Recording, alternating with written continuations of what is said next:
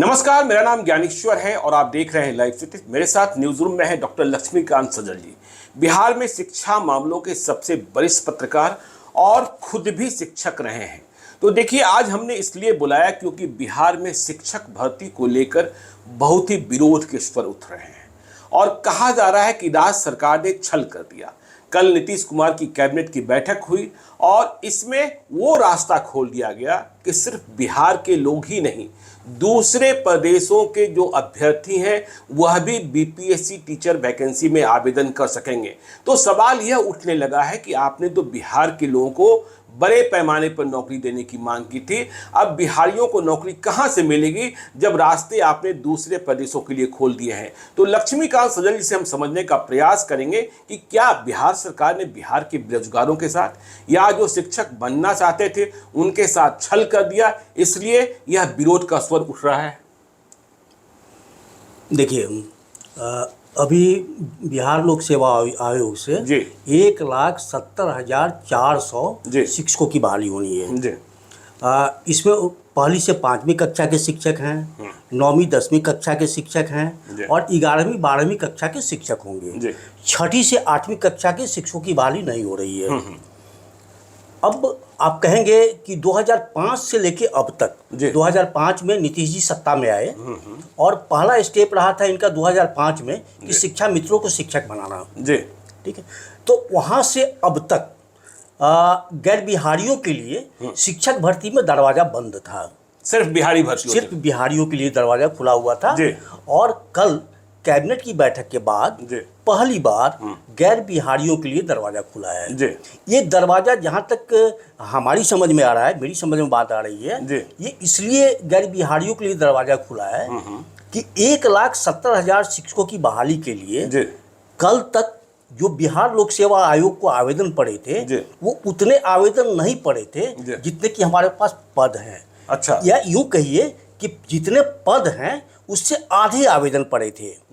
अब जब आवेदन ही नहीं पड़े तो शिक्षकों की भर्ती कैसे होगी? तो सजल जी, इसका मतलब तो ये निकला कि बिहार में बेरोजगार कम है, पढ़े लिखे लोग कम हैं, या शिक्षक बनने को लालायित लोग कम हैं, सरकारी नौकरी पाने के लिए चाहने वाले लोग कम हैं? नहीं, शिक्षक भर्ती को लेके क्रेज घटा है। क्रेज घटा है, क्रेज बढ़ा नहीं है। अगर क्रेज घटता नहीं तो कल को आपने देखा होगा कि अभी इस बार बीएड में हमारे पास 2000 समथिंग सीटें खाली रह गई हैं राज्य के जो कॉलेजेस हैं। बिल्कुल। पिछले साल तक, इसके पिछले साल तक बीएड में हमारे पास 37,000 सीटें हैं। 37,000 सीटों में एक भी सीटें पिछले साल तक खाली नहीं थी।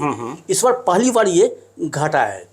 क्यों घट गया? ये इसलिए घटा है कि अब टीचर बनने के लिए आपको 3 तरह के प्रोसेस से गुजरना होगा बीएड करने के बाद। पहला है कि अगर आपको प्राइमरी टीचर बनना है तो आप डीएलएड कीजिए 2 साल का, और हाई स्कूल या +2 टीचर बनना है तो आप बीएड कीजिए।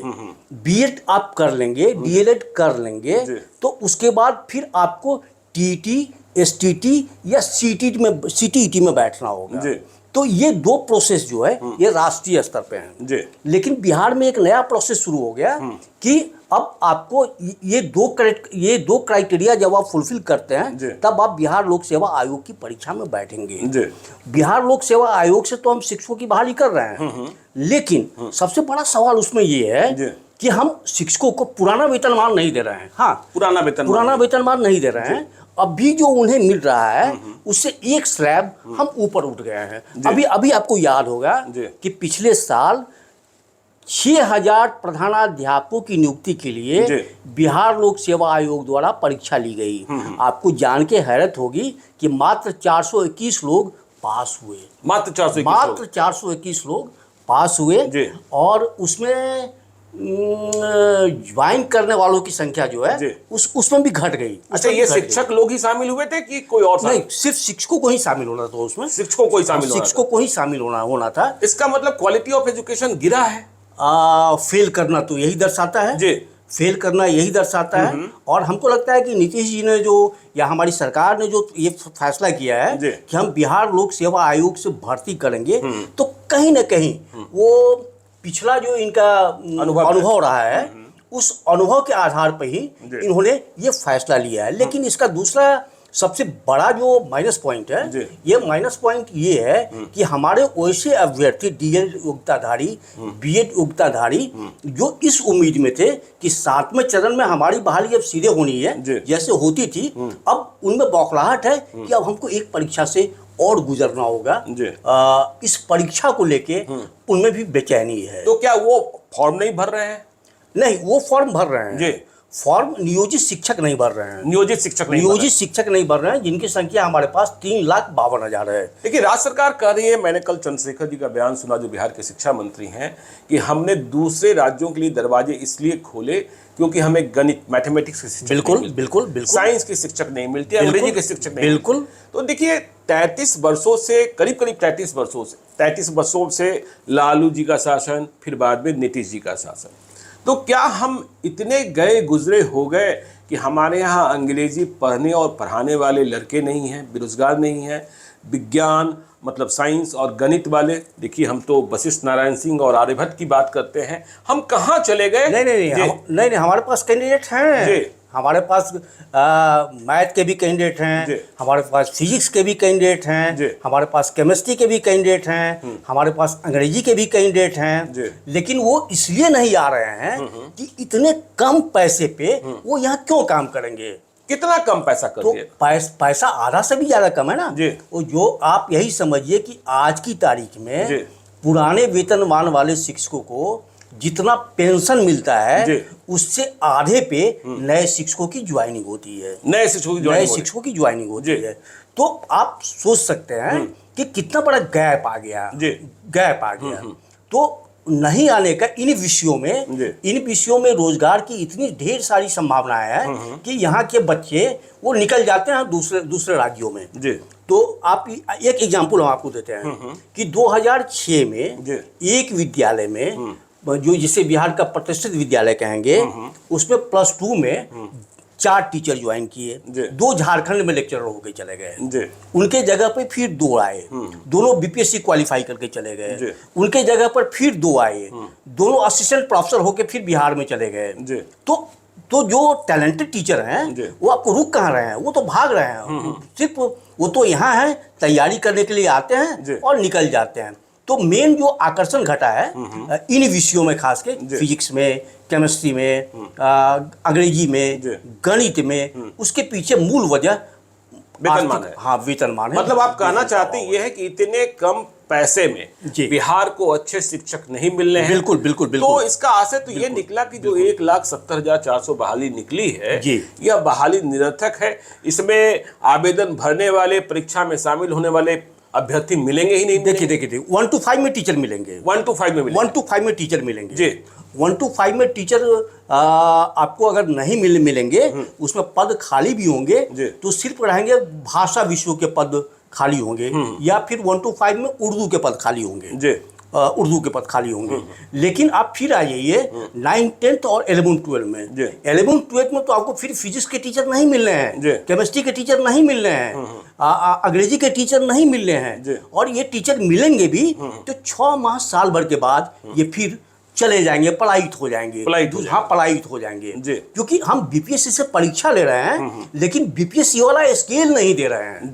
तो मूल संकट वेतनमान का है। अच्छा, आपको क्या लगता है कि शिक्षकों का वेतनमान, जो आप कह रहे हैं कि भर्ती भी हो जाएंगे तब भी भाग जाएंगे, कम से कम सरकार को कितनी तनख्वाह रखनी चाहिए थी ताकि वो बने रहें? नहीं, आपको बता दूं कि खास के बिहार में शिक्षक मध्यम वर्गीय में मजबूत स्तंभ माने जाते रहे हैं वेतनमान को लेके। जो हेडमास्टर का हमारे यहाँ वेतनमान रहा है वो बिहार सरकार का गैजेटेड का वेतनमान रहा है। जो शाखा पदाधिकारी बड़ा बाबू होते हैं उस लेवल में। टीचर का और सहायक का वेतनमान प्रायः एक रहा है। तो कम से कम हमको उस लेवल में जाना होगा फिर से। उस लेवल में नहीं जाएंगे तो ऊपर की कक्षाओं में शिक्षक नहीं मिलेंगे। एक और विवाद हम देख रहे हैं कल से उठा हुआ है कि आपने कह दिया कि दूसरे प्रदेशों के लिए हम दरवाजा खोलते हैं, लेकिन जो STET CTET की बात है कि जो अभ्यर्थी कह रहे हैं कि दूसरे प्रदेश वाले भी CTET किए हुए तो मिल जाएंगे, लेकिन STET किए हुए नहीं मिलेंगे, फिर फॉर्म कैसे भरेंगे? हाँ, वही मैं कह रहा हूँ कि कि 1 to 8 में जी। अभी तो खैर 6 to 8 की वैकेंसी है नहीं है, 1 to 5 में वो CTET वाले मिल जाएंगे दूसरे राज्यों के, वो मिल जाएंगे, लेकिन 9th 10th 11 12 में नहीं मिलेंगे। तो फिर तो वही समस्या हुई। बात यहाँ से हम लोग शुरू किए हैं, फिर वहीं पहुँच जा रहे हैं जी। तो ये संकट रहेगा और इसमें जो भी आएंगे युवा हमारे आएंगे तो वो बिहार के ही, माने गैर बिहारियों के लिए दरवाजा खोले जाने के बावजूद बहुतायत संख्या भर्ती होने वालों में बिहारियों की ही होगी। मतलब ये मोटा मोटी तो फेल होता दिख रहा है। बिल्कुल फेल होता। एक बात आपने और कही कि देखिए 1ली से 5वीं कक्षा के लिए शिक्षकों की भर्ती हो रही है, 9वीं 10वीं 11वीं के लिए हो रही है, लेकिन 6ठी से 8वीं के लिए नहीं हो रही है। क्या वहाँ शिक्षकों की कमी नहीं है? नहीं, शिक्षकों की कमी है जी। लेकिन वहाँ मुख्य बिंदु ये है कि 6ठी से 8वीं कक्षा के शिक्षकों के पद प्रोन्नति के पद हैं। अच्छा, प्रोन्नति। हाँ, ये 1 to उसमें 50% पदों पे सीधी नियुक्ति होगी और 50% शिक्षक 1 to 5 के अर्हताधारी शिक्षकों से की प्रोन्नति से भरे जाएंगे।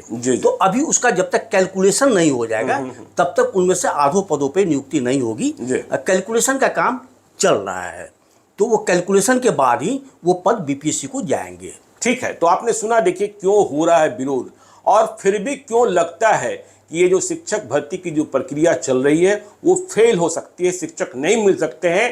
तनख्वाह भी एक बड़ी वजह है, क्योंकि जो तनख्वाह सरकार ने देने का फैसला किया है वह शिक्षक अपने सम्मान और अपने वेतनमान के अनुरूप नहीं मानते हैं। डॉक्टर लक्ष्मीकांत सजल जी की स्पष्ट प्रतिक्रिया। तो आप बने रहिए लाइव सिटी के साथ। यदि अब तक आपने हमारे यूट्यूब चैनल लाइव सिटी को सब्सक्राइब नहीं किया है तो जरूर कर लीजिएगा, और यदि इस वीडियो को आप फेसबुक पेज के माध्यम से देखा है तो पेज को लाइक कीजिएगा, ट्विटर पर भी हमें फॉलो कीजिए। धन्यवाद।